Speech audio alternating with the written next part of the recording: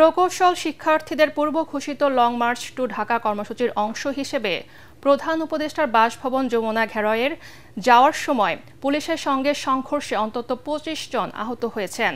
সরকারি নিয়োগের ক্ষেত্রে ডিপ্লোমা প্রকৌশলীদের জন্য সংরক্ষিত কোটা বাতিল সহ ৩ দফা দাবি নিয়ে শিক্ষার্থীরা হোটেল ইন্টারকন্টিনেন্টালের সামনে পুলিশের ব্যারিকেড ভাঙতে চাইলে এই সংঘর্ষ বাধে।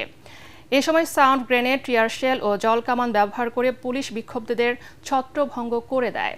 ইমদাদুল হকের তোলা ছবিতে আরও জানাচ্ছেন ইমদাদুল্লাহ বাবু।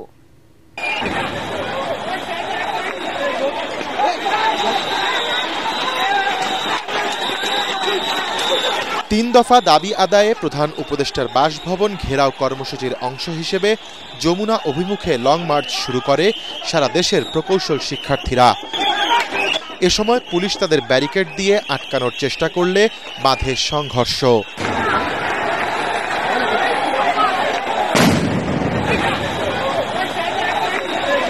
Police sound grenade, tear shell ও জলকামান ব্যবহার করে শিক্ষার্থীদের ছত্রভঙ্গ করার চেষ্টা করে।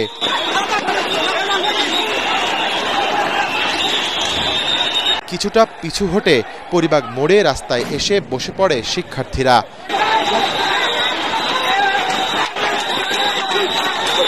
ওয়ালটন টেলিভিশন মাত্র ২৫,৪৯০ টাকায় পাচ্ছেন গুগল টিভি। এ সময় তাদের সেখান থেকে সরিয়ে দিতে লাঠিচার্জ করে পুলিশ।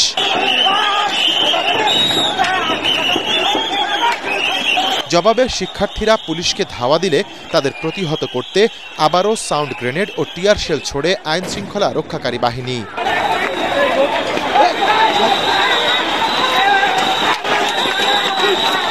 এক পর্যায়ে শিক্ষার্থীরা শাহবাগ মেট্রো রেল স্টেশনের নিচে মূল সড়কে অবস্থান নিয়ে বিক্ষোভ করলে সেখান থেকেও পুলিশ তাদের সরিয়ে দেয়।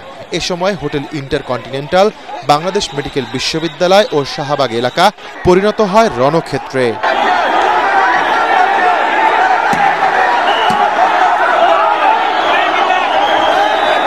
দুপক্ষের সংঘর্ষে আহত হন বেশ কয়েকজন পুলিশ সদস্য ও শিক্ষার্থী।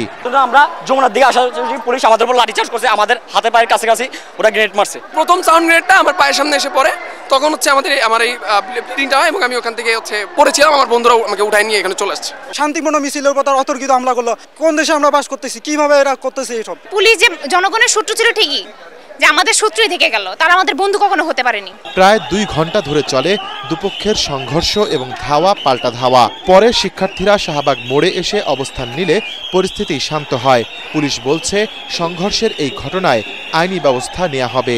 এখানে ব্লক ভাঙার পরে তারা একেবারে যমুনা যে মাননীয় প্রধান উপদেষ্টা বাসভবন অবধি চলে গেছে। এরপরে ওখান থেকে আমরা কিছু ফোর্স ওখানে জড়ো হয়ে তাদেরকে প্রতিরোধ করে ওখান থেকে আস্তে আস্তে তাদেরকে ঠেলে নিয়ে আসার চেষ্টা করেছি। তারপরে কাজ হয় নাই। তারা প্রচুর ইট মারছে, আর যে তাদের কাছে যে হেক্সা চাকু টাইপের ছিল, এটা কয়েকটা জায়গায় আমাদেরকে মারার কারণে আমাদের কয়েকটা ছেলেপেলে কিন্তু এখন গুরুতর আহত। এবং আমি আমার এখানে দেখছেন যে আমার এখানে ব্যাপক আকারে মানে লাক্সিসন থেকে ঢিল মারতেছে। তারা অনেকে মাঝখানে আসা মিডল মানে আমাদের সমাধান করার চেষ্টা করতেছিল, ওদের মধ্যেও তাদেরও কিন্তু লাগছে। এর আগে ডিপ্লোমা প্রকৌশলীদের নামের আগে প্রকৌশলী লেখা বন্ধ করা, তাদের পদোন্নতি দিয়ে নবম গ্রেডে উন্নীত না করা এবং দশম গ্রেডে স্নাতক প্রকৌশলীদের সুযোগ দেওয়ার দাবিতে শাহবাগ মোড় আটকে বিক্ষোভ করে শিক্ষার্থীরা। এতে নগর জুড়ে সৃষ্টি হয় ভয়াবহ যানজট। ইমদাদুল্লাহ বাবু, ATN বাংলা, ঢাকা।